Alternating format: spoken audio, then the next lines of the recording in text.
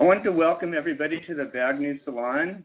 This is our 12th, dating back to 2008, covering the visual framing of the Great Recession, the Egypt Uprising, the death of bin Laden, Hurricane Katrina, and many other major stories. Before we start the discussion today, I wanted to say a few words about BagNews, the Salon, and today's subject and edit. If you're not familiar with us, we're the only site 100% dedicated to visual politics, analyzing news photos for their role and use in the media and the political sphere. We also publish original photojournalism with a specific eye toward the symbolic and informational value of that imagery. Recognizing that mission, we were very proud of this. Life.com recently named us to their list of top 20 photo blogs. If you're not doing so already, I hope you follow us on the web, on Twitter, on Facebook, and Tumblr, and especially become part of our daily discussion at BagNewsNotes. We're listed in each platform, by the way, under BagNewsNotes. As I said, our mission is to study photos and read photos one at a time. Simply, our agenda is to try and understand what each shot, each discrete photo, and its elements and its composition, its emotionality, its tension, and its ambiguity has to say about our culture and our politics at the moment. As to this particular edit, it's always challenging, as well as a little presumptuous, to reduce any political movement or major event down to 9 photos. More than anything, especially having personally spent several days at Zuccotti Park and at Occupy LA myself, we wanted this collection of photos to do justice to the movement from the inside out, even more than the outside in. Our first goal then was to capture Occupy on its own terms, as determined, creative, and idealistic, as an ideological mission, a set of values, and also a physical presence. Only after that was our goal to frame Occupy as the more familiar, challenging, and disruptive force to the political, cultural, and also media status quo. I want to say particularly how proud I am today of this panel, not just for the distinguished voices, but also the balance between photographer, editor, journalist, visual academic, and working member of Occupy itself. So welcome, thank you for joining us. A big thank you to Ida Benedetto, the producer of the BagNews Salon, who will be keeping things on track today technologically.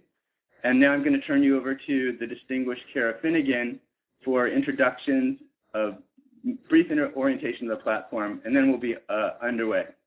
Welcome. Thanks, Michael. This is Kara. I echo Michael's welcome to the BagNews Salon on Occupy Wall Street. Before we launch into our discussion of 9 pictures in 90 minutes, I'd like to introduce today's discussants. Justin Elliott is a reporter for Salon.com, and he has been extensively covering Occupy Wall Street. James Estrin is the New York Times Lens blog co-editor and a senior staff photographer at the New York Times. Elizabeth Naffo is a participant in the Design and Outreach and Safer Spaces working groups with Occupy Wall Street, and she is an MFA candidate at City University of New York. Spencer Platt is a photojournalist for Getty Images, and he has been covering Occupy Wall Street. One of his photos is in our edit today. Laurette Steinberg is a professor of photojournalism and documentary photography at Rochester Institute of Technology. Nathan Stormer is a professor of communication and journalism at the University of Maine. And last but not least, Allison Trope is a professor at the Annenberg School of Communication and Journalism, and her current research focuses on the visual culture of the occupation. A couple of quick reminders as we get ready to turn to the photos now. To help me organize the flow of conversation and to help me do my best to get everyone's voices in, it's helpful if we start out using the hand-raising feature of our platform. And some of you might have heard me describe it just a moment ago, but I'll just summarize briefly again. To raise your hand to get into the queue to speak, just click the icon of the hand, which is near the bottom of the list of people around the middle of the screen. There are 4 buttons. The third one from the left is the hand. If you click on that, you will see that a number will appear next to your name, and that tells me that is the person who's interested in speaking. Also, we are very happy to be joined by lots of audience members, and I want to note to the rest of you that we plan to open up the discussion to the full audience during about the last 20 minutes of the salon, and I will alert you to that moment as well. But I also want to highlight that everyone is welcome to use the text-based chat on the lower left of the screen throughout the salon. And if you set it to main room, then you will be talking to everybody.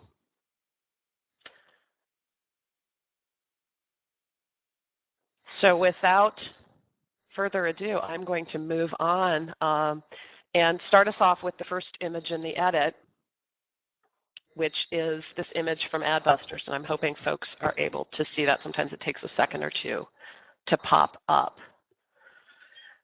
This is an image produced by Adbusters actually in June, and it is one of, we might say, I'm not sure if it's the absolute first, but it's certainly one of the earliest images representing Occupy Wall Street. So I think there are a couple of things about this image in particular that are interesting. One of which is the kind of balance between the ballerina and the bull. But I'm curious to see what other folks make of this, particularly given that it's almost a kind of historical image now.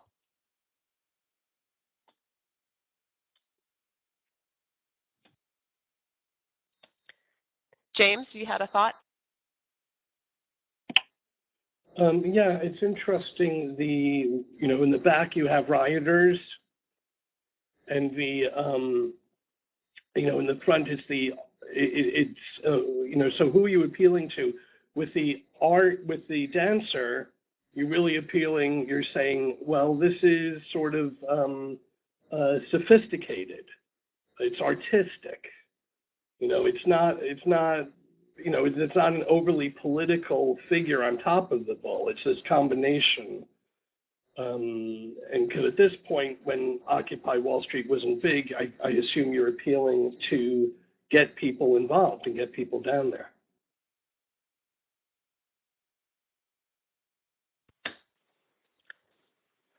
Yeah, Justin, you had a thought about that? Yeah, I'm interested in the text, the what is our one demand question at the top of it. If you go back and read the original Adbusters blog post, I think it was actually an email to their email list that sort of had the original idea. It was very fixated on the idea of one demand. They made they drew a parallel to Egypt and said that the reason that the protests in Egypt were so effective is that you had this big tent, but with all sorts of ideological stripes of people, but everyone just had one demand, which was that Mubarak had to go, and they were proposing a similar model for Occupy Wall Street. Obviously, most, I would say, of the participants ended up sort of rejecting that model, and now, at least among some of them, there's hostility to the very idea of a demand, although the Adbusters folks continued advocating for it for a while. But it's interesting that has a sort of central place in this original iconic poster. Yeah, Elizabeth, I'm curious what you think about this as somebody who's been participating. Does this image have any resonance for you, or is it, as Justin suggested, something that you might kind of set aside in a way or reject, perhaps? Well, it's funny because I didn't know that backstory that Adbusters had asked for one demand, but in the ensuing resistance to a list of demands, I think what this image does for me, and I think maybe for a lot of the movement, is speak to how by resisting the demands, something else was accomplished in asking the press and the public to kind of connect the dots. And I think when I'm looking at it right now and seeing that sort of hazy crowd of rioters like emerging, I see the changes that are inherent in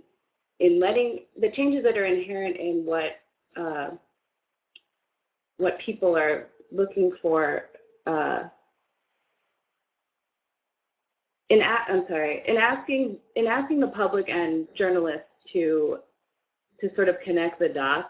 You're allowing so much more into the conversation, And in asking journalists and the public to connect the dots by resisting demands, you're asking them to come to the conclusions that that they might not have internalized in the same way if you had sort of spoon-fed it as a list of demands. And I think that, to me, in sort of some kind of hindsight, makes this image very prescient and powerful. Yeah, that notion of a question that you provide the answer for. Yeah. Allison, you had some thoughts? Yeah, I thought this is a really interesting image, and I think it's interesting as far as how it will play out.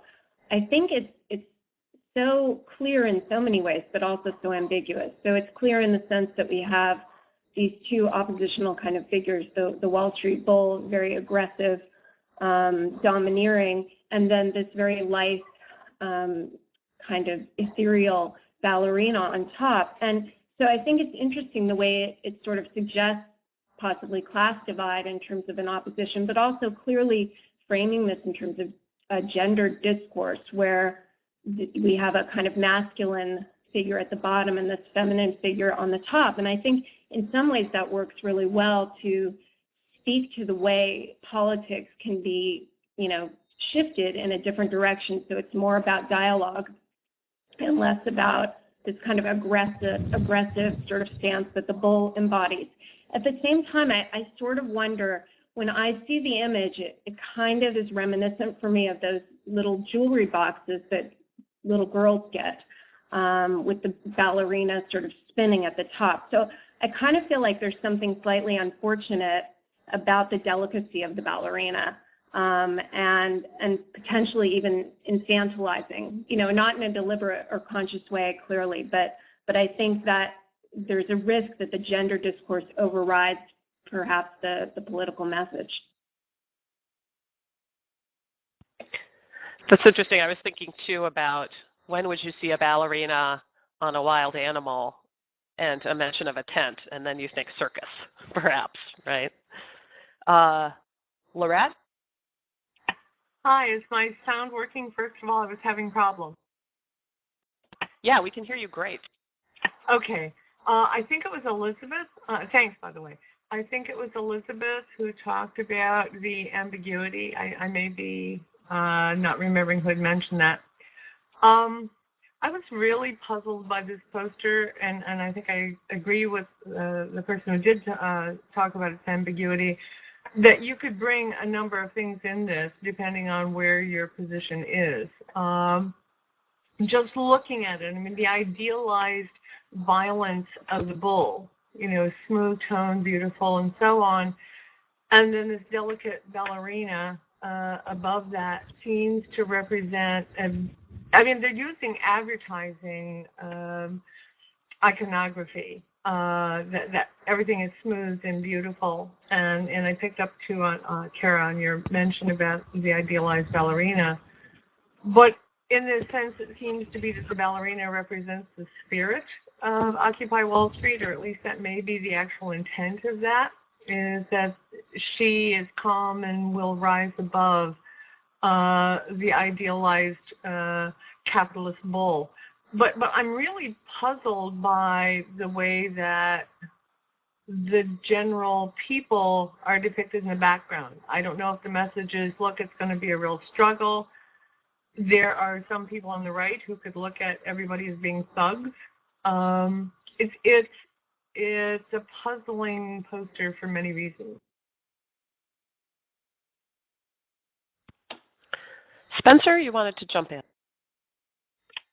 Yeah, I don't want to try to break the picture down too much, and I'll come from the point of view as just a working street photographer. But I think what bothers me about this image is it to me it represents much of what I've come to know about Occupied Wall Street, which is the more I read, the more I don't understand it, whether it be the New Yorker articles, et cetera. There seems, you'll get this ad. This ad, it could be a Rolex ad. It's extremely shrewd marketing. It's very clever. There's obviously some big money and some real brains, some real visual ideas behind this. And the Occupied Wall Street that I think people like Jim were dealing with on a daily basis was pretty gritty, grungy, a little chaotic. I went down there every day pretty much, and as much as I have sympathy for it, of course, to an extent, it never came across at all as sophisticated at all. And this ad to me represents the feeling I've always had that there's some strings behind Occupied that they're not letting us see, they're not letting the rest of the world see, but are certainly there. Also, looking at this longer, it's classic bread and roses, though. It's offering more than struggle. It's saying you can have political struggle and have roses too.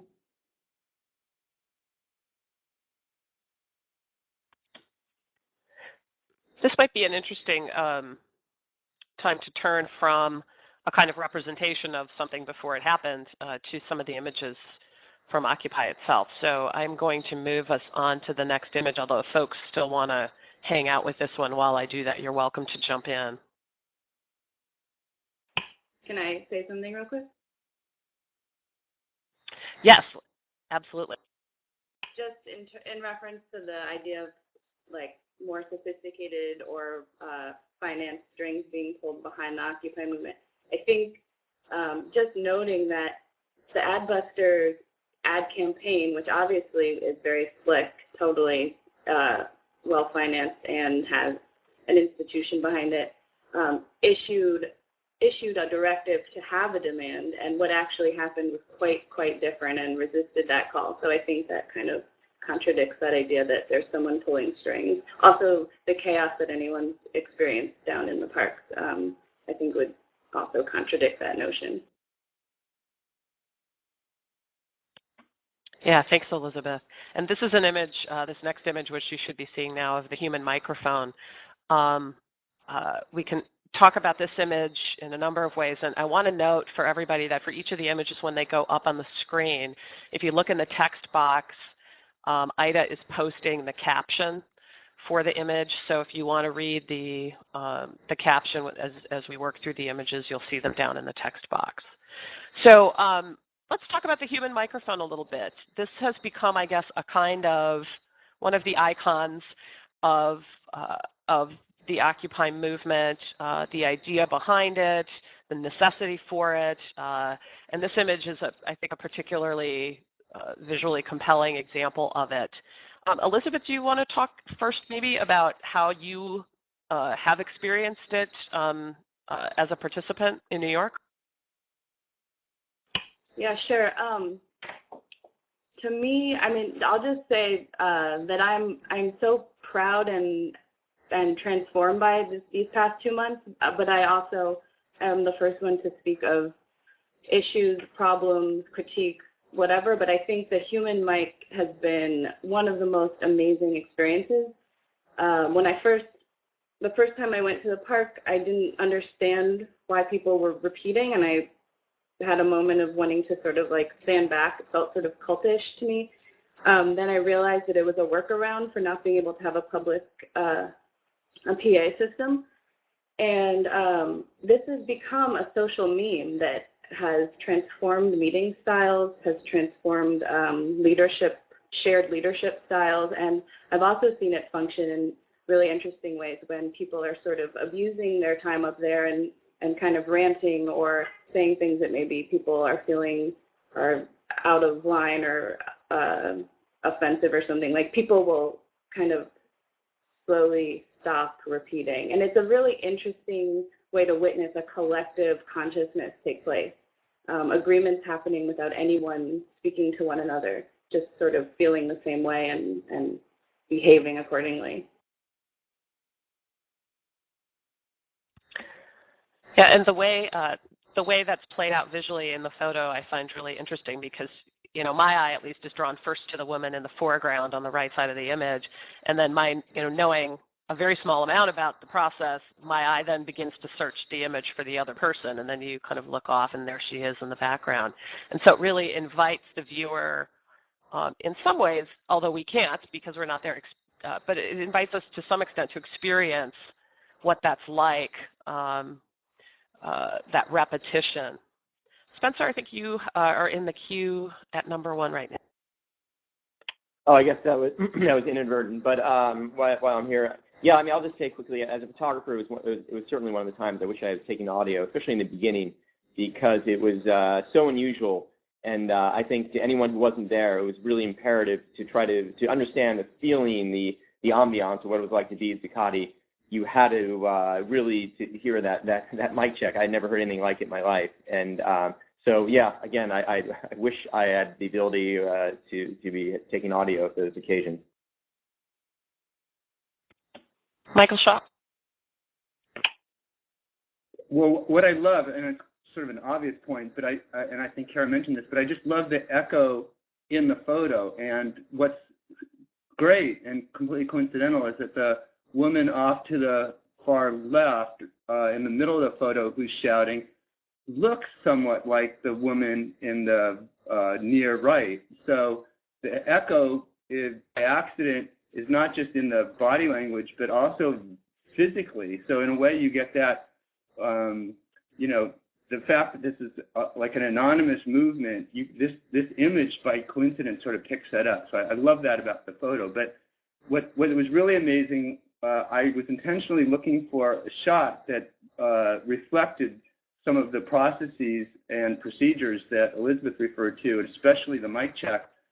And I was like, as a kind of generic move, I went to Wikipedia to see if they had something, and I found this. And to see it, also, you can see it, I think it's 4,000 pixels wide if you see the actual shot, and you should check that out, because it's just amazing. But what really hit me was the first pass when I saw this photo, and I looked at this woman, I felt she was yelling, that she was protesting.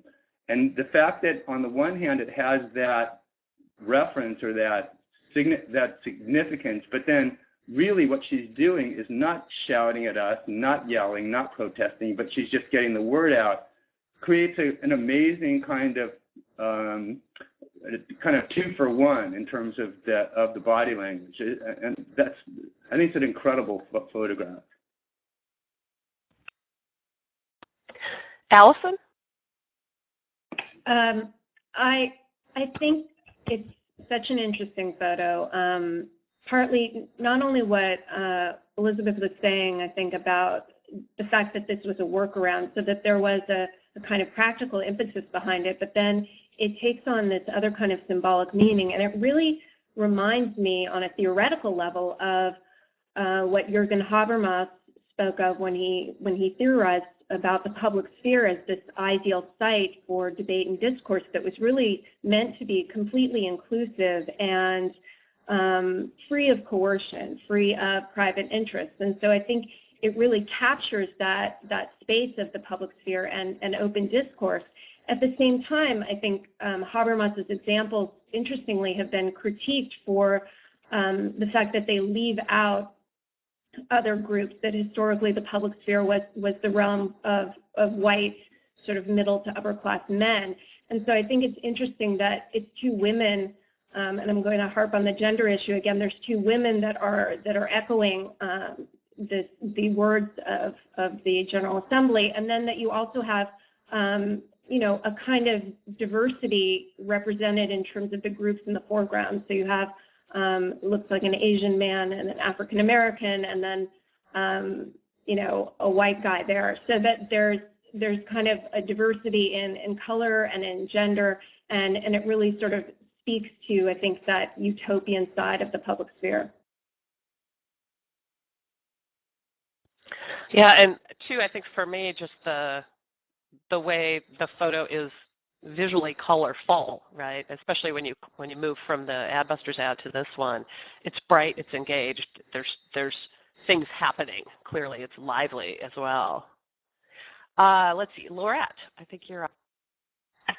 Hi. When I first saw this, I noted that it was only 2 weeks into Occupy, and from the photograph, it appears that there are a number of people there who are not quite familiar with mic check yet, because there are only a few people. who are saying mic check. You know, it goes beyond the two women who are the most prominent and lead us into this. But as you walk through it, from the woman in the front and then the woman to the left with her hands on either side of her face as well, there's a woman to the left of that, there's a man near a tree at the bottom. In some ways, that replicates visually the experience of mic check and how the voices carry over the crowd. You get an idea that it's more than shouting, because, you know, I certainly agree with Michael at first that the woman in the foreground, you know, at first I had thought she was just shouting. But if you've ever participated in mic check, if you've ever participated or even been in the middle of mic check, almost everybody now participates. Here at Occupy Rochester, we have a very active group, and currently about 40 tents of people, and they've actually negotiated with the mayor, and they're here. They have permission to be here after about 48 arrests the first couple of nights. And mic check and the teach-ins are all very, very community-oriented, and I think unless you're actually there, you don't understand how mic check works. You know, a megaphone or audio equipment might actually get the word out faster. But what I observe is that when somebody says something, people don't remain passive when they're engaged in mic check. They are picking up the words, internalizing them, and passing them on. That's a process that really seems to be binding everybody. And at first I wondered too, how could you possibly show this visually?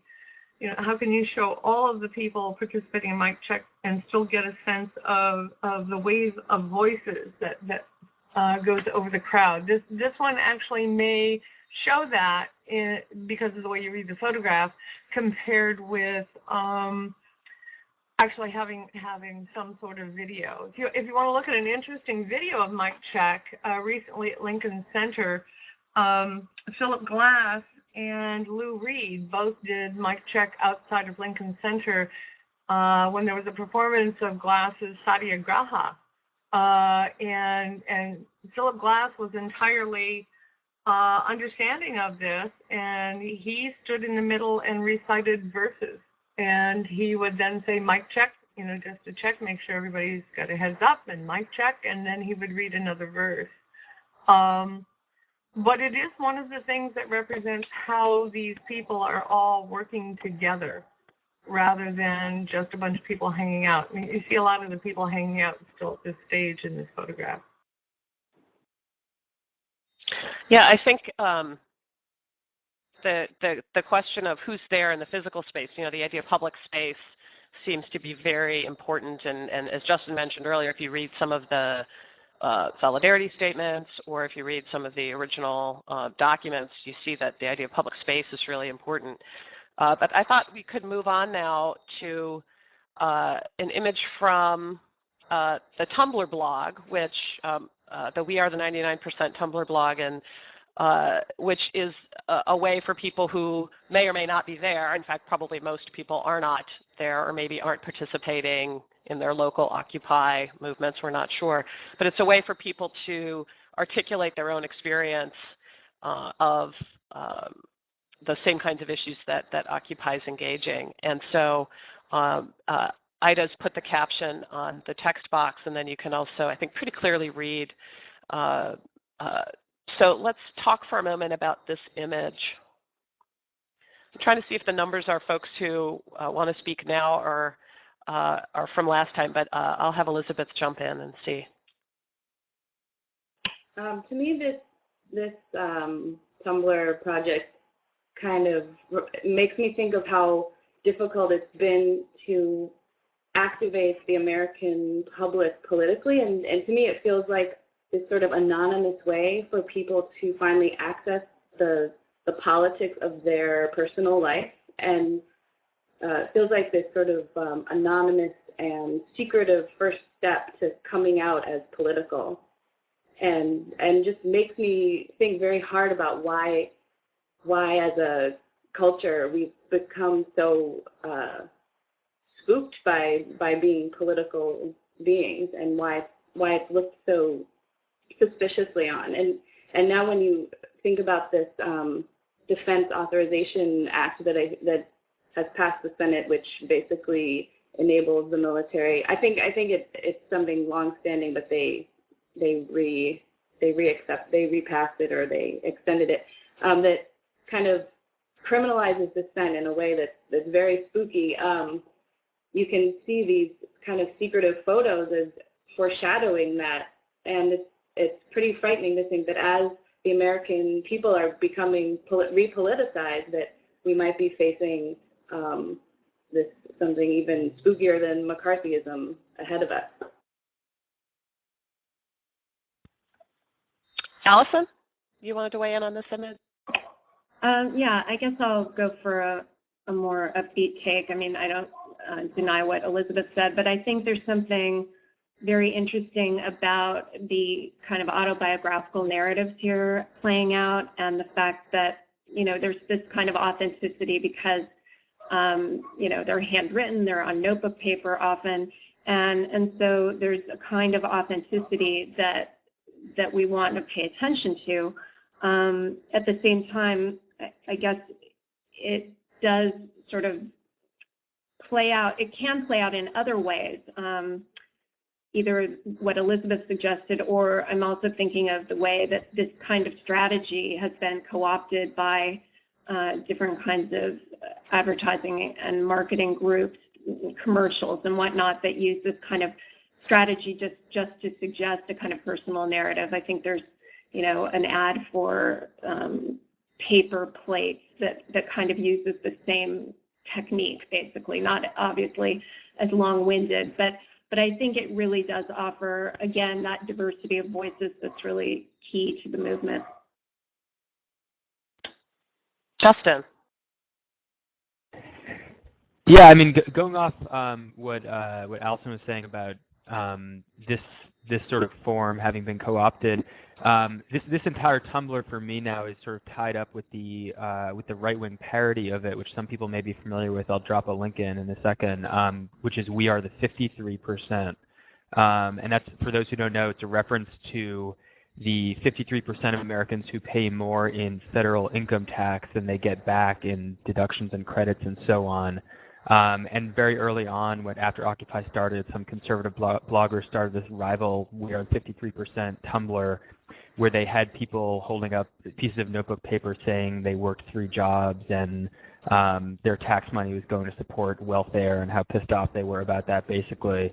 So I think it's interesting that this sort of mode of communication in these images is just like very ripe for co-optation and parody.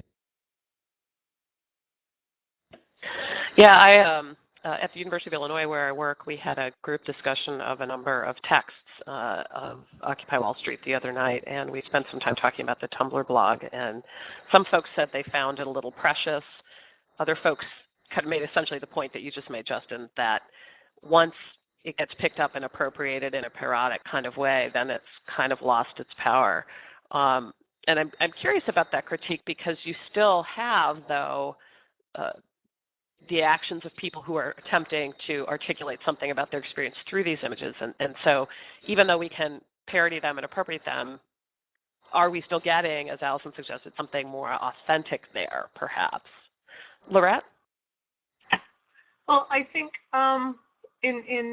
for a lot of photographers, they would hesitate to make photographs of an individual with holding a sign.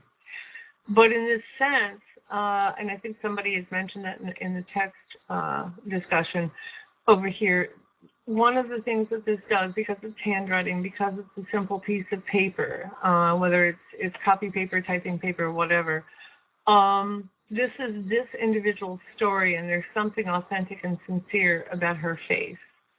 And really what it all boils down to, where the 99%, is thousands of stories. How are you part of the 99%? And you can make a lovely photograph of her and perhaps even this woman's family, but there's something about the interaction between her face and her actual handwriting and the way that at the bottom she's capitalized the "we are the 99%" that provides the inflection her voice would offer. So why not do it as a multimedia piece or something with audio? Well, that would have its own time. And I think the power of this image is that you can look at it. You can read what she has said. You look at her. There's an interaction with the quality of light. And we connect with this as our eyes move around the frame in our own time. And just imagine how many of these could then speak powerfully, because we could do that with story after story after story. So in a sense, I think this is a very effective way of telling those stories. Lorette, your point about kind of how a photojournalist might attempt to tell a similar kind of story, or how a story might be structured in ways akin to this, makes me want to ask James Estrin, as somebody who is not only a photographer but an editor, what is it that news images of this movement do or can do that maybe makes them different from these kind of what we might call more vernacular images? Or maybe another way to put the question is, to what extent does the mainstream media need to pay attention to these other kind of vernacular practices of image making? Well, I think there's a place for vernacular image making. I mean, social media is largely about that. I think that what photojournalists can bring to it is to be able to effectively make associations and organize images in ways that'll say something that's more than one thing. Vernacular image usually is saying one thing, and there's nothing wrong with that. Listen, vernacular images may overrun everything, and there may be no room for photojournalism in the long run down the road. I mean, the people being used to seeing a zillion images and being affected by them through social media, may supersede it. I think that there's, that in the hands of a good photographer and then a good editor, there's a lot to be said that a professional photographer would bring to it. Thanks. Allison? Oh, I was just going to say in relation to that, it speaks to the connection, obviously, to citizen journalism. And I know when Occupy LA was disbanded recently, and I was following on Twitter, it was, all about, all the citizen journalists, please come out and, record this for posterity's sake, basically, and because the mainstream media is not going to record it. And I think there's also something interesting, therefore noteworthy, about the fact that this exists in a blog that will essentially, as long as the blog stays on, it serves as an archive for these stories. And I think that's become something interesting. So even though this is vernacular or even ephemeral, there's something about the way the internet works that allows us to archive these stories. Yeah, I think that's a really great point, the idea that these become almost a kind of visual oral history that will be available, and the fact that they are largely anonymous, although the blog does kind of give at least usernames of people who upload it, so to the extent that you could ever identify anybody, right, that would be a question. But there is that kind of, framing, right? I just want to kind of note a couple of interesting questions and points of discussion that have happened over on the text. And to the extent that we're all able to multitask and watch that, I would encourage folks to do that as well. One of the questions that I think a couple of people have raised is, what do we think about the interaction of image and text in this context? And would these images, one way to think about it would be, would these images be different if they were just text, handwritten text, or just images? Is there something about the combination of a person and a written text that makes things particularly powerful? And anyone can feel free to weigh in on that question. Well, I've always, I'm not a fan of text and images at all, usually. it's usually a lazy person's way of saying something, and it doesn't play to the strength of imagery. The strength of a photograph is a subtler, more ways of saying things. This isn't photographic at all, essentially. So, what he has written is a strong thing, and the fact that he felt it was important enough to take this picture and submit it is interesting. But as a photograph, it's just remarkably boring.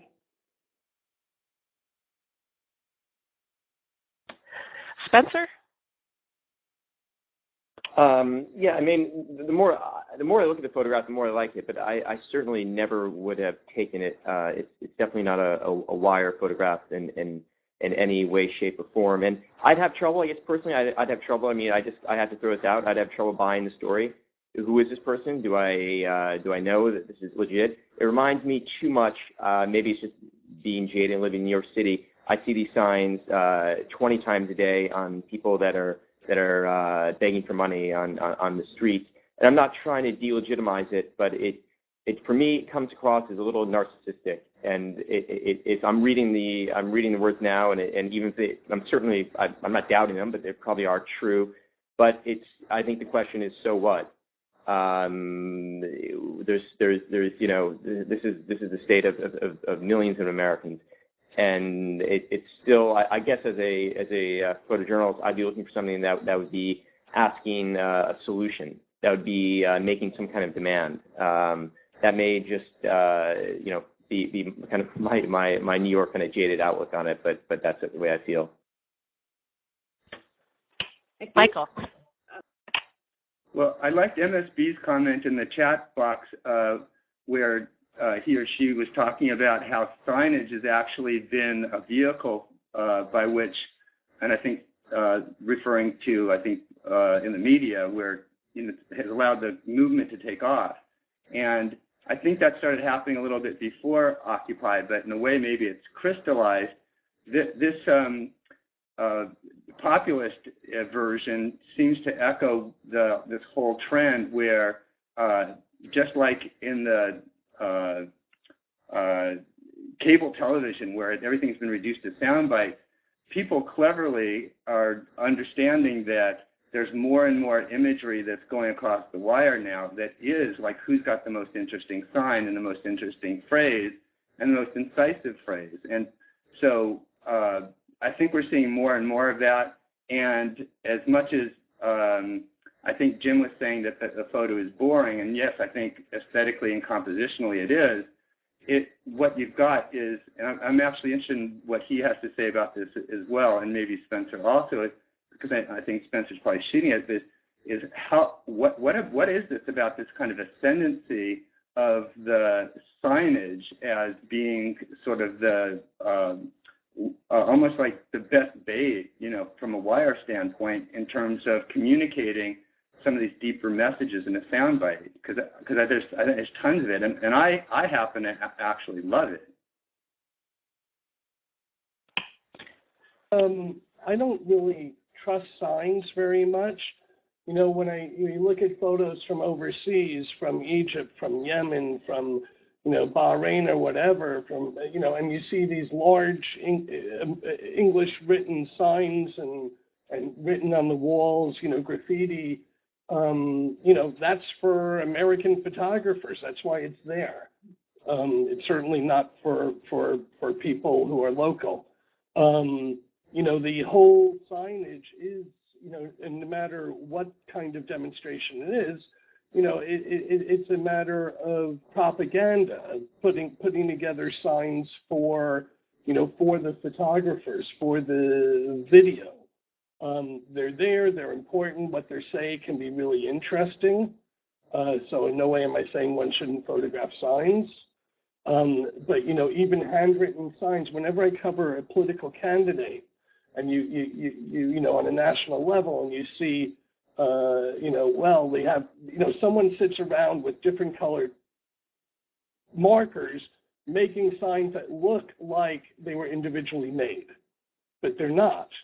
They're made for, for a purpose. And so what the photographer's role in covering anything is certainly you want to cover what they say, but you won't want to rely solely on that.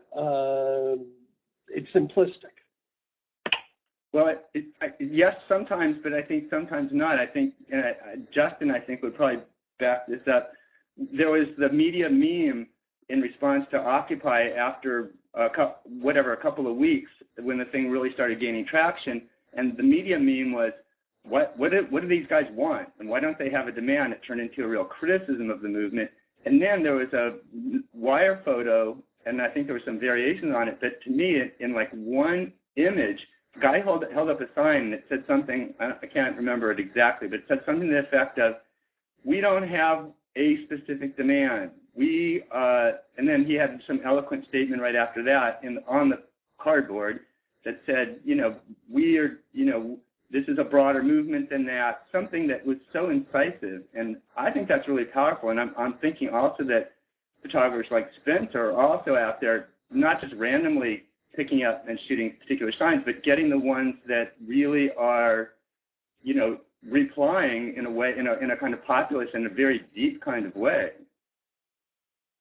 I'm going to invite Elizabeth to jump in here.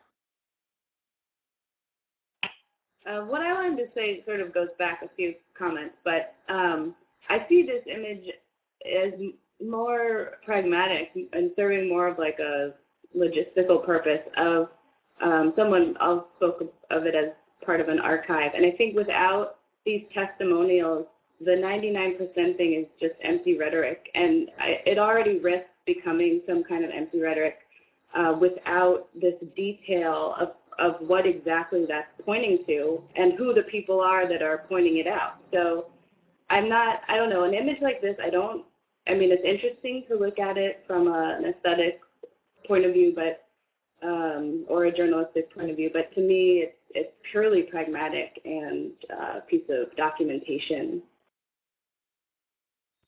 I know there's a few other folks that want to weigh in, but I also need to kind of be mindful of time. So if somebody wants to jump in with a final comment on this image as I move us over to the next one, feel free to do that.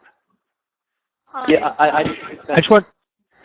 Many things just lit up at once. No, go ahead. Just a Lorette. I think everybody's getting it at the point that I referred to early on, and I also understand James's point entirely. One of the points I made about his photographers are not very enthusiastic about making that kind of an image, in part because it can be posed. Obviously, that the subject knows that they are posing. We don't know how sincere they are. And in this case, the image was on Tumblr. I don't know how much this is actually this person's real story. That's when a photojournalist does something even like this. The photojournalist is essentially providing some authenticity to it, as saying that this is a real image representing a real person and a real person's experience. And I think just looking at anybody with a sign, we do have to be cautious. I think photographically it is a simpler image, but at the same time, I also think we're all saying is that what Occupy is about is those hundreds and hundreds and hundreds of individual voices and stories that never are given voice.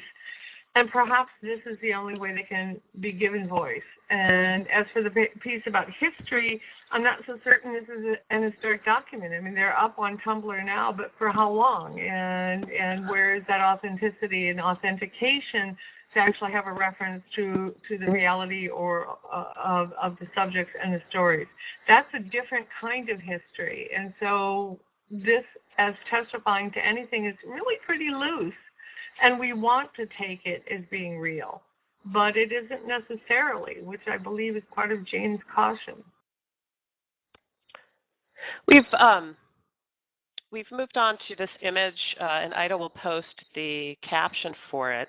This is an image of, I believe, the kitchen tent, right, there it is, in London, a photo by Ben Roberts. And I know I was particularly struck by the way that this photo invites a kind of close attention to what we might think about as the improvisational nature of this movement, to the extent that it plays out in very material ways across this image. And so I'm curious to see if folks have any thoughts about particularly the visual aspects of this photo.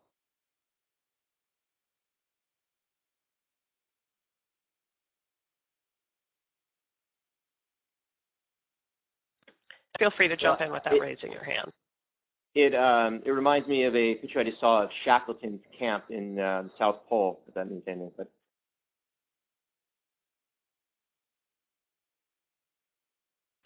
that's interesting. I studied the FSA photographers, and my first thought was this looks like a lot of pictures of migrant camps in California made by Lang and others.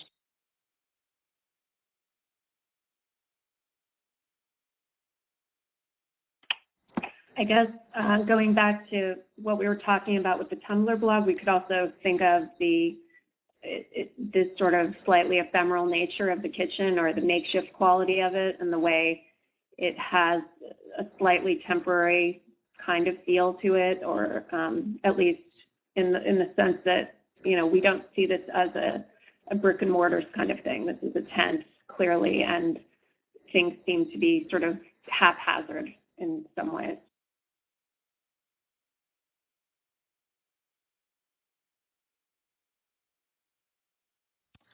Is there something kind of, I guess, problematically improvisational about this image? Is this an image that someone who didn't understand the movement or couldn't understand what everything was about, is this an image that invites a kind of reading that says, oh, look at this, how disorganized it is, they're like living like animals?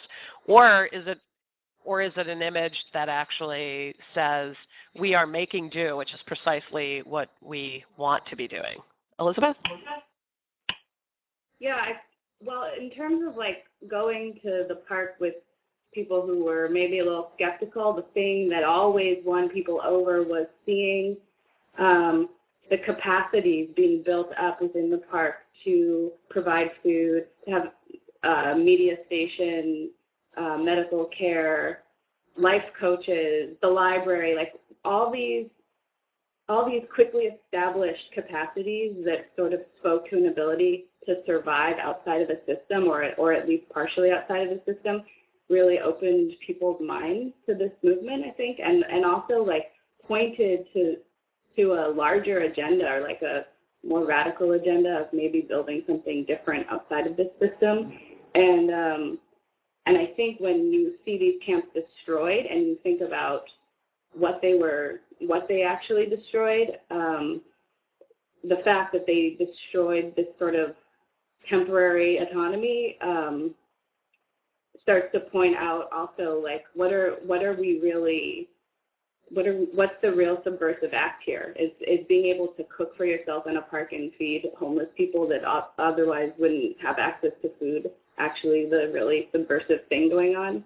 And if you think of Food Not Bombs as being on the FBI's terrorist list, I mean, that also you start to realize, like, what's really at stake when you start providing for yourself. To me, that's what this picture starts unraveling. Michael. Yeah, I think we selected the picture because simply because we wanted to see the movement from the camps from the inside out, as opposed to from the outside in. And what's really great about Ben's shot is this the feeling of domesticity here. And I've been looking at pictures of Occupy and writing about Occupy for maybe a month, 2 months, before I actually had the chance to go down to the Liberty Park. And I had a absolutely different perception and experience of it being there, not just in scale because it was so tiny, but also because it was a town, it was a village, and an ecosystem. And so what I love about the picture here is that it really does capture more and starts to bring you into more of the intimacy of it and the practicality of it. And I don't think that a lot of people really understand or get that view just from a lot of the media imagery. Spencer. I'm just curious as to why the photographer would have chosen to leave someone out of it. Did he come upon the scene and no one was there, or did he ask someone to leave, wait for someone to leave? Because it looks like water's boiling, if I can see that correctly. And because it gives it a very clinical, it's hard for me to get it into exact context. Yeah, that's actually an interesting point. Ben wasn't able to be with us today. I think he's traveling, but it is a little antiseptic that way, isn't it? Yeah. I'm wondering if leaving people out of it is forcing us all to look at the objects more carefully. Someone in the chat box has talked about the balsamic vinaigrette, balsamic vinegar. I see the coffee press. I see some other things, and they're talking about plastic objects. And everybody's beginning to analyze almost ethnographically the little objects. And I wonder if the reason why people were left out of it is to force us to look more carefully at those things. The light, Spencer, I'd be interested in your addressing the light. I wouldn't. It's an interesting picture. But I certainly personally wouldn't have been aware to have taken it. The light, it's obviously artificial, and again, for me, lacking a person, I don't even think my agency, my wire would have accepted it, for better or for worse. And also the lack of any kind of political context. Maybe I'm missing some signage somewhere, but I guess I would have looked for something to put it in a political context. This is not just a camp somewhere, I don't know, in the Arctic or something, but it is a camp supporting a political movement. I just want to note that there's some good links and conversation in the comments about this image too, maybe why people weren't there. And this is apparently a part of a series that Ben Roberts produced, where apparently all of the images are without people, and there may be some reasons for that. Why don't we move on, since we have Spencer on the line as it is, to the next image, which is in fact an image by Spencer. Spencer, I was wondering, I've moved to it now, and I think we'll get the caption up to it in a moment, so hopefully folks are able to see the image change. And now the caption's up. Spencer, do you want to talk a little bit about when you made this image, what kinds of things you were photographing, and your choice to photograph this woman? Oh, first off, I mean, I was down there so often, and I probably shot thousands of photos per day when I was down there. So it actually, towards the end, it got very difficult to make something that was kind of different and novel. But I guess, I don't remember exactly when I took this, but I guess what attracted me was, first of all, the obvious, the color, the contrast, the contrast with the woman in the background, the kind of woman has like a smirk on her face, and just the kind of surreal element of it. I also liked it said, end war now, and it immediately, posed the question, what war? And it also, goes back to the anti-war movement, but it's not the anti-war movement. It's got a, I guess, with my news images, I sometimes try to strive for that kind of ambiguity, which I often fall flat on my face, but I guess it was the ambiguity of who this woman was, what she was about, that attracted me to her. Allison? Yeah, it was the ambiguity that really caught me on this image. I feel like in some ways it captures the way protests can be about spectacle and performance. I'm not quite sure what she's wearing. It looks like fishnets and some sort of ruffly undergarments. And there's also a way in which I think there's a kind of sexualization of protest that we can talk about, maybe not specifically with this image, because again, it's so ambiguous with the way she's wearing her colonial wig and the fishnets and whatnot.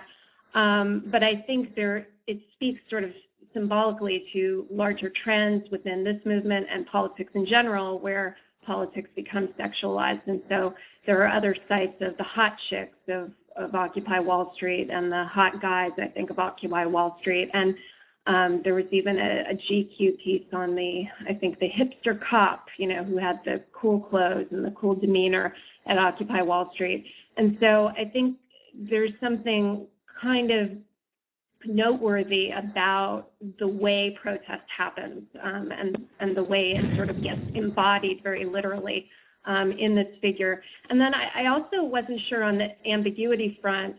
Not only is it unclear what war she's talking about and how the war gets kind of conflated with the symbol of the Treasury and the dollar bills, but also a kind of, referencing to the colonial era and maybe riffing on Tea Party symbolism. I'm not sure, is this an intended kind of appropriation of that era, or a kind of ambiguous borrowing, which I wasn't really clear about. Elizabeth. Yeah, well, first of all, at the very beginning of the Zuccotti Park occupation, there were a couple of women who were sort of playing into this ability to get photographers and media to look at them by baring skin, and I think that was, some kind of, I don't know, unnecessary and maybe unfortunate thing, but also the reality of how to get attention. But on another note, the wig is very interesting. I don't know either if she's trying to summon some Marie Antoinette reference, or if I'm not sure either. But I did notice in the park there were, I'm sure some of you saw this video that went viral of the guy schooling the Fox News reporter on economic injustice, and he was wearing a Civil War cap, a Union cap, and this sort of strange historical hat referencing with the Tea Party tricorners, and then this guy for social justice in the Union cap, and this woman in the colonial wig. It's something I find really interesting and kind of humorous. I'm just pointing it out, but I don't have anything else to say. And that kind of, I guess, the sort of spectacle aspect of protests, and I don't use that word pejoratively at all, it plays up for me in Spencer's image a little bit by the figure of the woman, conventionally dressed with a purse over her shoulder, who clearly is enjoying the spectacle aspect. And I'm not sure, I haven't been at the park, and so I don't have a sense of how many people are just kind of walking around checking things out. But this woman certainly, whether she's an occupier or somebody there to see what's happening, is very much enjoying the spectacle. And so there is, to get back to that kind of combination of, I guess, the as someone put it in the comments, the carnivalesque tradition, that question we had about the ballerina and the bull in some ways is performed a little bit here with a kind of recognition on the part of at least that woman in the photo that, this can be kind of spectacular and silly and fun at the same time. I'm going to jump in here. I mean, for anyone who Spencer, but for anyone who wasn't there, just to note, especially the last week, it did become a complete carnival at the park. And that's not to take anything away from the seriousness of the movement, but I think the mayor someone pointed out that it was now one of the largest tourist draws in the city. I think any given day or night, there would be thousands and thousands of tourists. There would be a queue going around the block of people just staring at it. And, it became a little sad because it kind of, I think, towards the end, did take away from the serious political undertones of the movement. Justin, you wanted to jump in? Yeah, I just wanted to add, I think it's also interesting, and again, this probably isn't obvious for people who are not in New York and who weren't spending a lot of time down there, but this image, which I guess was taken pretty early on, captures sort of the first phase of the park before the tents went up. You can see that there's basically free movement and people were walking around, and there were protesters like this woman hanging out inside the park. And later on, the whole place became covered with tents, and all of this sort of activity got pushed to the margins. So it was a very different dynamic. And this is sort of, you can see that the leaves are still green on the trees. So I'm assuming this was in the first few weeks. It was sort of an interesting shift that happened. Elizabeth.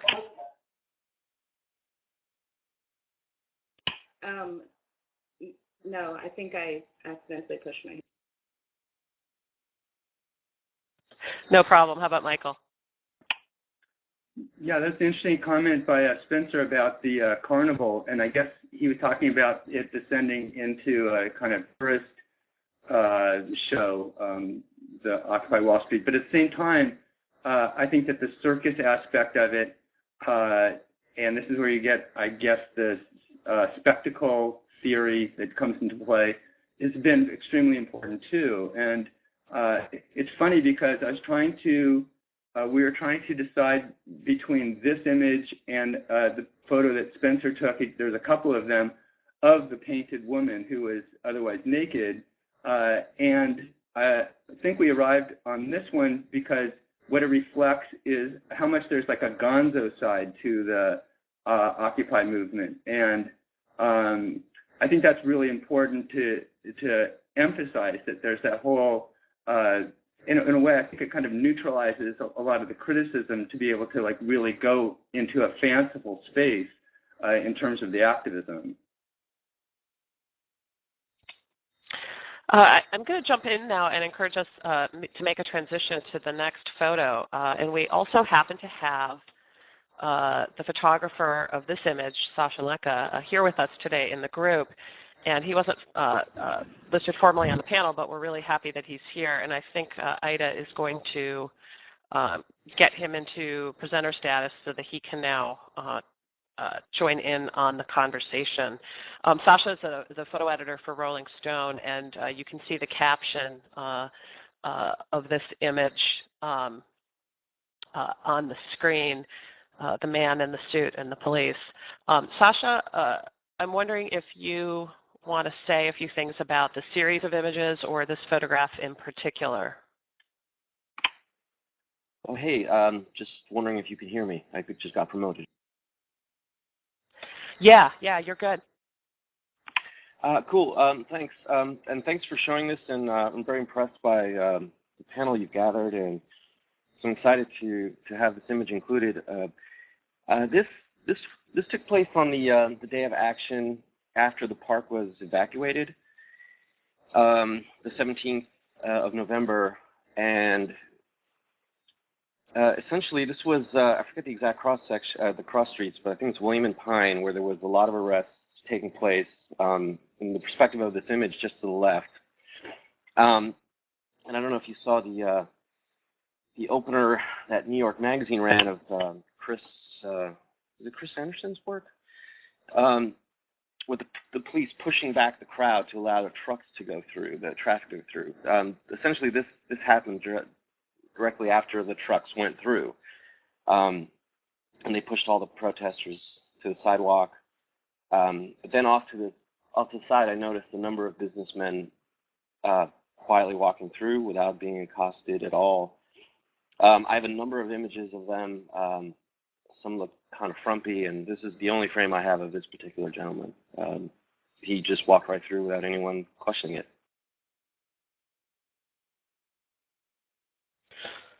Spencer. Yeah, I'll just quickly say that in the month that I've been covering it, I'd been trying to make this image, and I never was able to. I should add. So let's talk about that. Let's talk about that idea of what is it that you hope to capture or did capture. What is it that Spencer hoped to capture in the image? I mean, to me, this is just kind of it's the classic. If Cartier-Bresson had been covering it, he would have had this image. It just sums it up, and it's clean, and you know, covering it down there every day, it was just so messy, and you're always looking for that image like this, and it's just something always intervened. Someone got in the way, something happened, and you almost got it sometimes, but you never got it. And you know, again, if someone like Bresson had been there, if he was still alive, he would have gotten this. So something that really condenses all of the symbolic elements into one frame. Allison. Yeah, I mean, that's why I like the image so much. I find it so interesting that we as spectators are excluded just as the protesters are. So we're put in the position of the protesters. And then it asks us to think about the police's role, you know, if they're there to serve and protect, who are they serving, who are they protecting? And the fact that he's walking down the middle of the street that, you know, is a public thoroughfare. And so it brings up all of those questions about whose space, who's public. And then on a side note, I just also like the tiny bits of red that get carried through between his tie. And then it brings you to the American flag and then to some of the people in the background in red, which offers a really nice contrast. Yeah, Justin? Yeah, I just want to say a couple things that are unrelated. One thing that I was drawn to is the fact that the guy is wearing what appear to be iPod headphones, which I think really also just sort of drives home how oblivious he is or apathetic about what's going on around him. But I also wanted to say I was there covering it that morning, and this image gets at sort of the visual profiling that the police were engaging in. Basically, they had barricades up blocking. It was like a 2 or 3 block perimeter around the New York Stock Exchange, which was the one of the targets of the protest. And they were originally asking people for work IDs in order to get in, but that sort of degenerated into just profiling people based on whether they looked like a banker or a hippie. And one of the Occupy protesters who happened to be well dressed actually got into the Stock Exchange that morning and tweeted some pictures from it and said that the police had just let him by without, just because he was wearing a suit or something. So I think you see here this guy's just able to walk down just purely based on what he looks like. Yeah, some folks in the comment are describing this image as depicting a reverse perp walk, right? So he is the opposite of what we typically see in that genre. Elizabeth. Yeah, I also wanted to point out that November 17th was the day when they started asking for ID to walk down certain streets in the financial district, and also that this same scenario played out on the 28th at the City University of New York Board of Trustees public hearing, where the police basically guarded the Board of Trustees or cordoned off the protesters protesting tuition hike and adjunct health care cuts, and sort of like ushered the Board of Trustees safely into their cars as they were driven away. And this evokes that sense of rage and frustration as you're criminalized and held at bay from the people who you feel are actually the ones who are potentially, losing the moral high ground or something. Yeah, we have about 15 minutes left, but if you participate in salons before, you know that sometimes our cutoff time is a loose cutoff time. So we're going to work through at least the next 2 images and hopefully get to everything. But if not, there's plenty to engage us in the time we have remaining, and we hope that the panelists and also audience members can hang out with us and continue the conversation. I really noticed, I'm going to move on to the next image, and I noticed a nice kind of visual analog, and this is why I think Ida and Michael did such a great job putting together this edit, where in the image of the man in the suit in Sasha's photo is fuzzy and everything else is sharper. And then you get this image from Jane Tiska from Oakland, and the caption is there, this is police dispersing, that's one way to use that term, I guess, the protests in Oakland in October, and this is a photograph, as you can also see, another kitchen image. But there, what's sharp and what's fuzzy is, I think, decidedly different. So I'm eager to hear what folks have to say about this photograph. Feel free to jump in. I don't see any hands raised right now. The baton is the thing I see right away.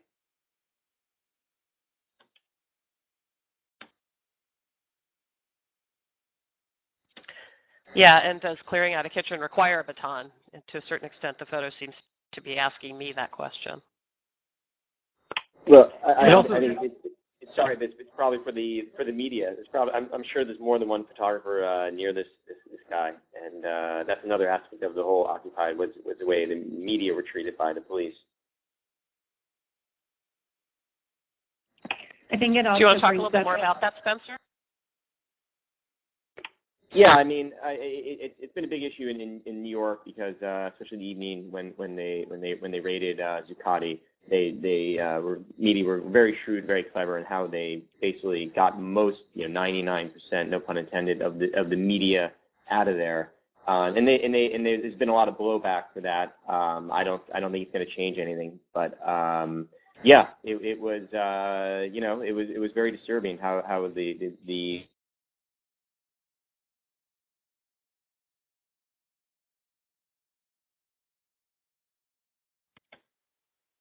Oh, I think we might have lost Spencer's audio there. I'm going to go on to Allison.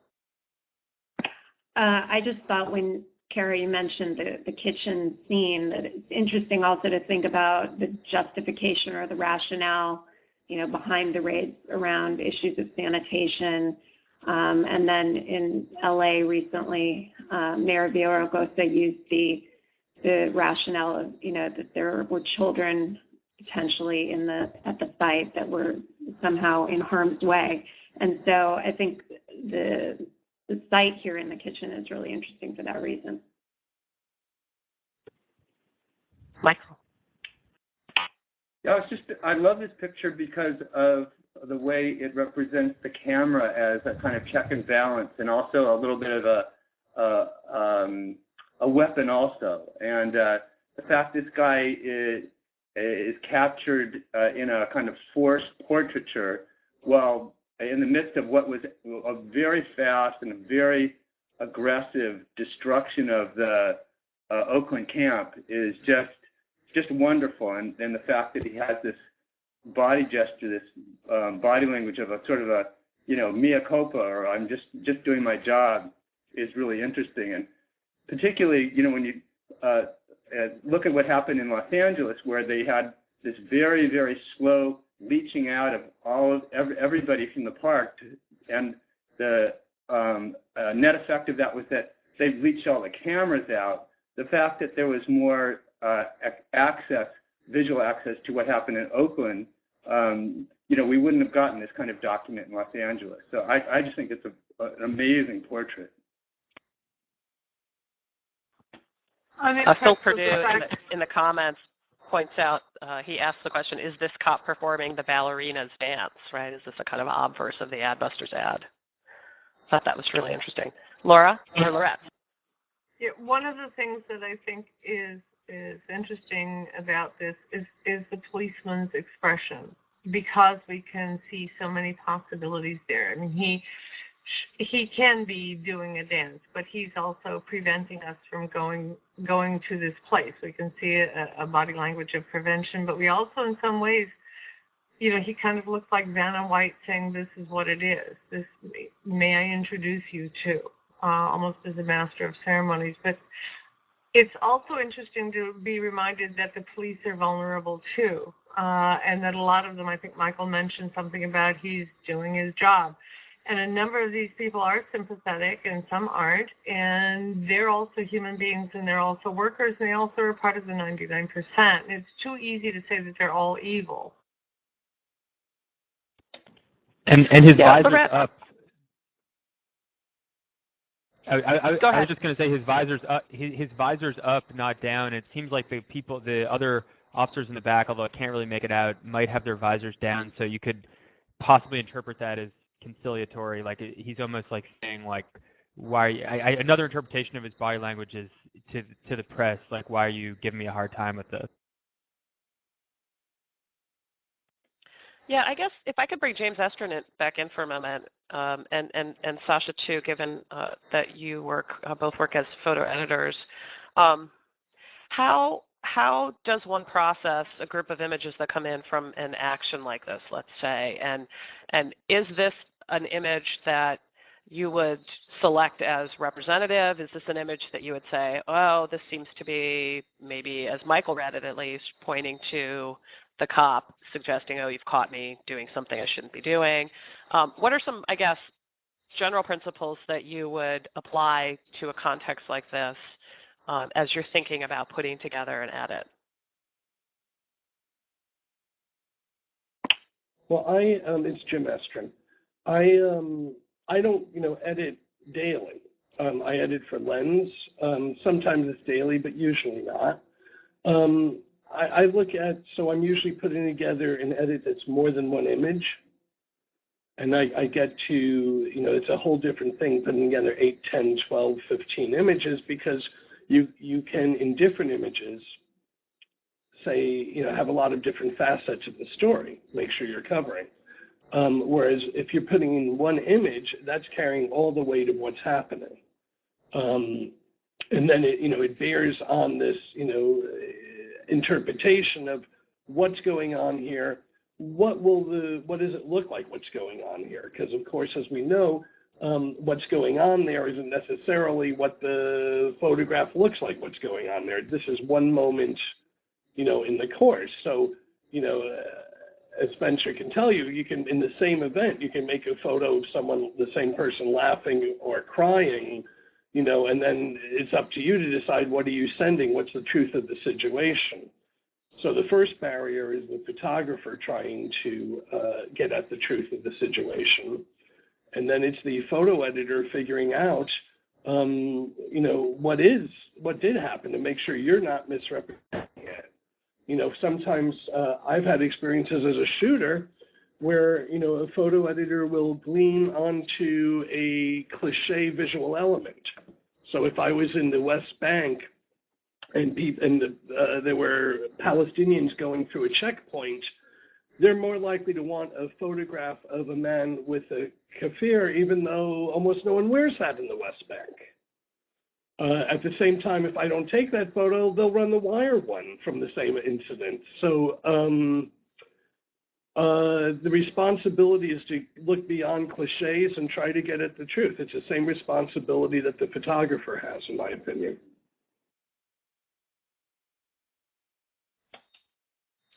Thinking about the idea of a visual cliche, this might be a good moment to move ahead to this image, which it has, if nothing, become most recently a highly visible image in the movement, and probably we've all seen the representations of Lieutenant Pike's pepper spraying and the appropriations of it in comic and not so comic ways. I guess with that in mind, I'd be curious to hear what panelists, and at this point I think we can open things up wider to folks listening more broadly or watching more broadly. What are some ways to read this image? Can you read this image in the same way anymore as a news image after it's been appropriated, misappropriated, et cetera, for multiple purposes? So the panelists can certainly weigh in, but we also would like to invite audience members to dive into the conversation as well. And I can't scroll down to see all the hand raising on my screen, so if people can just feel free to talk, and then we'll do our best to negotiate not talking over each other, that would be great.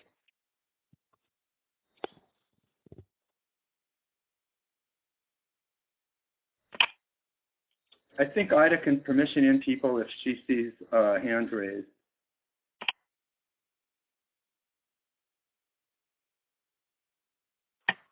This is such an exact opposite of the previous image. We don't see the police officer as a human being. His eyes are shielded, and he is walking with this total uncaring confidence. His body language is so aggressive, and the people are so submissive in that sense, so protective, nonviolent, that the exaggeration between the two perspectives is so complete.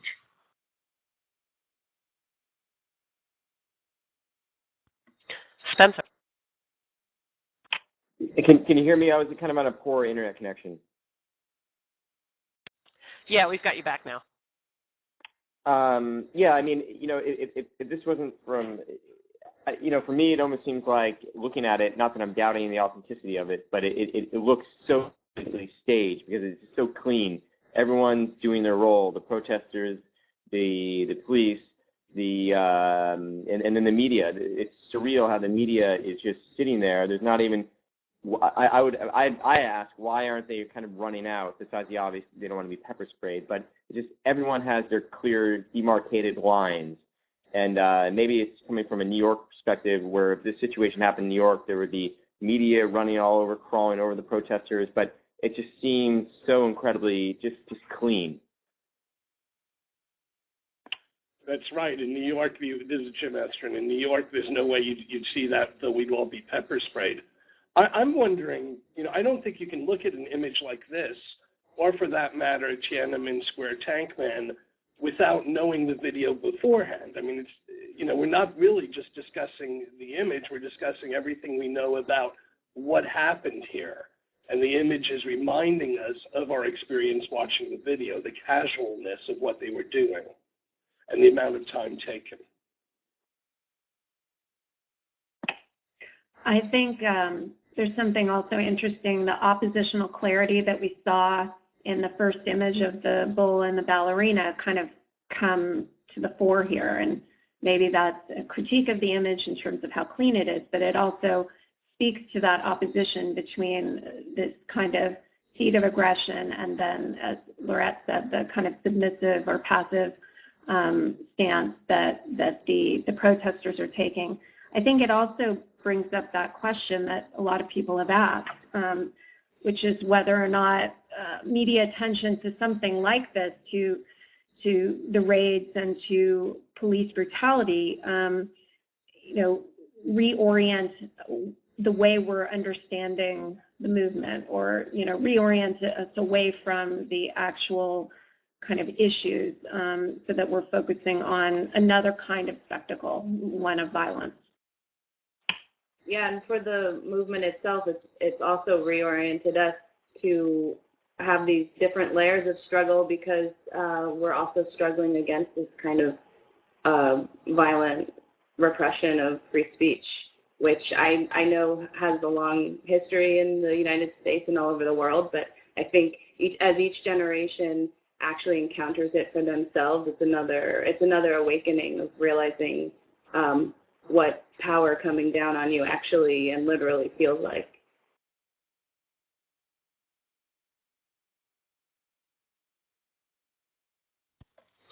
One of the things that strikes me about this image, and I think Spencer and Jim both mentioned the cameras, but I guess you could say the variety of types of cameras. So many, right, you see some folks with news photographers. In fact, one of the people taking an image directly opposite us in the photo has a camera around his neck and another camera, and a couple of other people, same thing.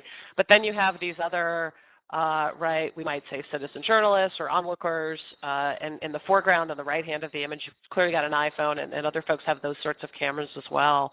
So part of me,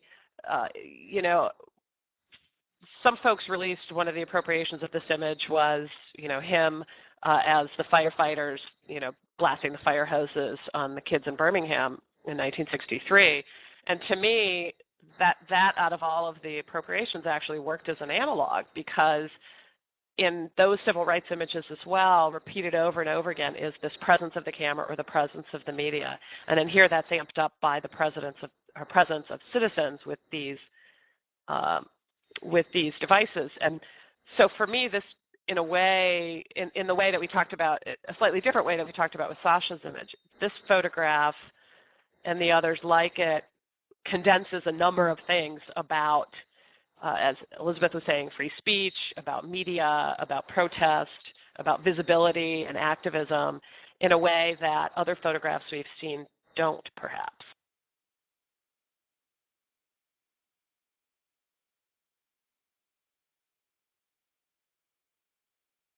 And I think the sheer, just how blatant this image is and how it's become a meme. I don't know if people have seen the art history photos with this cop traveling through time, spraying people in parks and in still lives and stuff.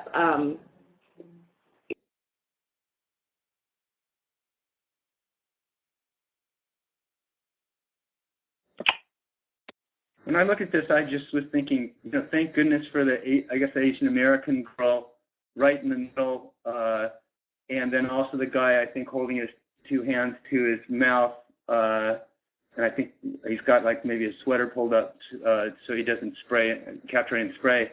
Because otherwise, if they weren't there, you wouldn't be getting any like real emotional reaction. You would just purely be getting the kind of social media paparazzi effect in the background, and I think it just makes a huge difference. And then also, thank goodness that she's also like dead center, like right in the middle, so that you may be conscious or unconscious about these different roles and reactions, but the fact that she's even holding something electronic and choosing, we could say, to like have just witness and have an emotional reaction and not try and document it or capture it is, I don't know, very affirming to me.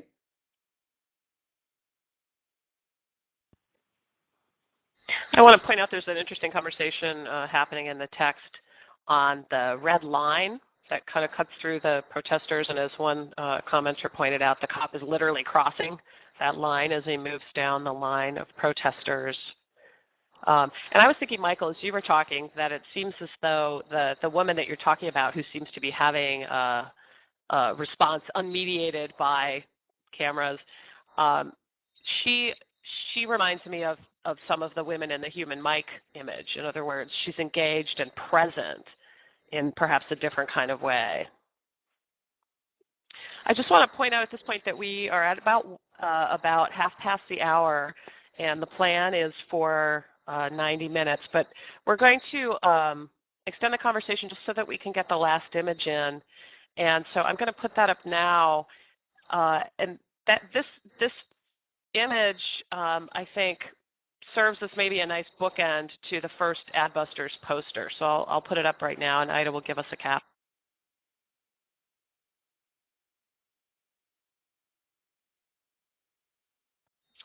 So this is a Guy Fawkes mask, and this is the cover of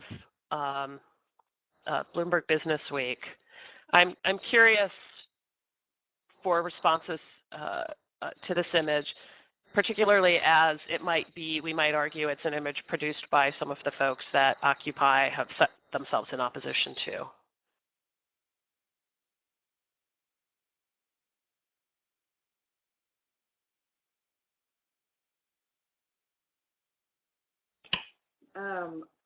I personally really don't like this mask at all, and I don't know, the history behind it and stuff, I think gets really confused and isn't really known, etc. But I think what's interesting about the text and the question, who's behind the mask, speaks to one of the strengths of what's happening, which is that this is not a movement run towards or with any sort of party line, and there's a power to the ambiguity of who is Occupy Wall Street. There's a power to the lack of demands, which ask all of us to take responsibility for understanding the situation that we're in, and I think the longer this question persists, the more strength is added to, or the more potential there is for this movement to keep growing, because the less specific the movement is at its entry point, obviously the more people can enter into then define it within their own affinity groups and things like that. Allison. I think, speaking to what Elizabeth said, clearly, it's referencing this group anonymous, but also the larger kind of metaphor of anonymity that is part of Occupy, going back even to the 99% Tumblr that we looked at before. The part of this image that sort of is disturbing to me, and I think I saw someone in the text also allude to it, is the fact that it feels very reactionary in the sense that it's using this Guy Fawkes mask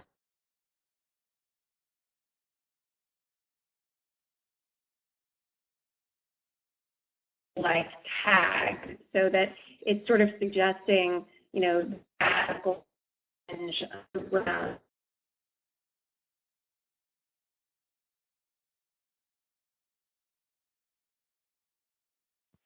Lorette? I thought Elizabeth's point about this being confusing, and also, and I'm hearing from a lot of people too that they reject the Guy Fawkes mask. This is in some ways an image that can be read in so many ways, just as the dancer on the bull. I mean, it's very much an advertising kind of slick presentation, which Occupy is not and is actually rejecting. So in that sense, I've talked with a number of people who look at the mask and who have looked at this cover. They're very, very confused. And in fact, I think the presence of the mask, and I think the presence of Adbusters, and I think some of the Adbusters' wonderful graphics in many cases are confusing to people because they say, well, look, somebody has to be behind this. So in some ways, Occupy presented the question, as much as real anarchism is a horizontal form of organization, and this is a wonderful attempt at people actually communicating and cooperating and finding new ways of doing that, we're still getting images like this. And so I'm not condemning Bloomberg for asking the question, who's behind the mask, but also wonder at how the initial images like this, like the Guy Fawkes mask and some of the other Adbuster stuff, have confused the public.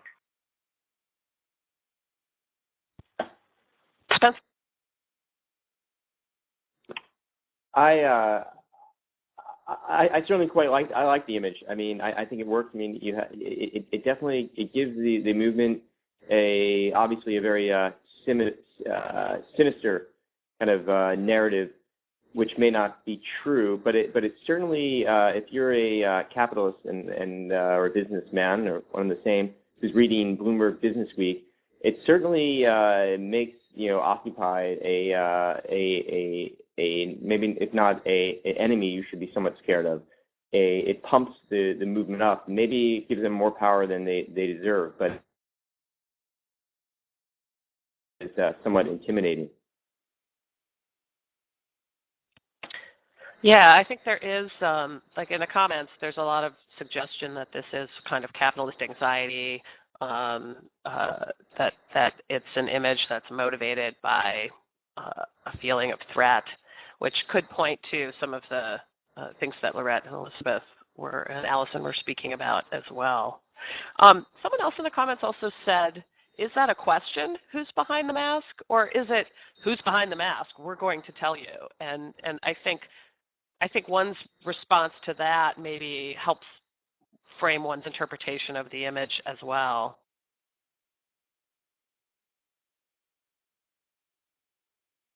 I think we are about 10 minutes past our planned closing time, and I'm going to prompt Michael to see if you have any wrap-up comments you'd like to offer us today. Yeah, I'm really excited about the conversation we had today, and going back to what I said up front, I think to have photographer, editor, and voice of the Occupy, as well as visual therapist. That's anticipating getting back to work on Monday, I guess. But visual academics was a really nice balance.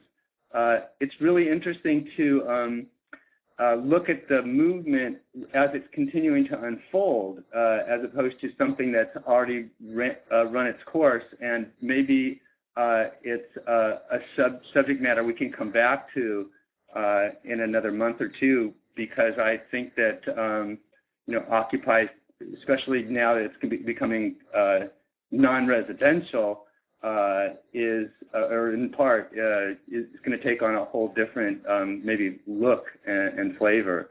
But I wanted to thank everybody so much for being here today. The text narrative has been amazing, and we're going to, when we put our archive together, capture some of that, as well as the archive from the panelist discussion. Thank you so much to the panelists for being here. Kara, amazing job, and also Ida. and it looks like we're on about every 8-week track now with these salons. So we encourage you and welcome you to the next one, and we'll see you then. Thanks so much. Thank you. Great, thank you. Thanks, everybody. Thank you. And thanks. It was a good discussion, too. Take care, everybody. Look for the archive. We'll have something up in the next week, the video, and then we'll have pull-out quotes also probably in the next 2 to 3 weeks, so you can distribute those links. Take care.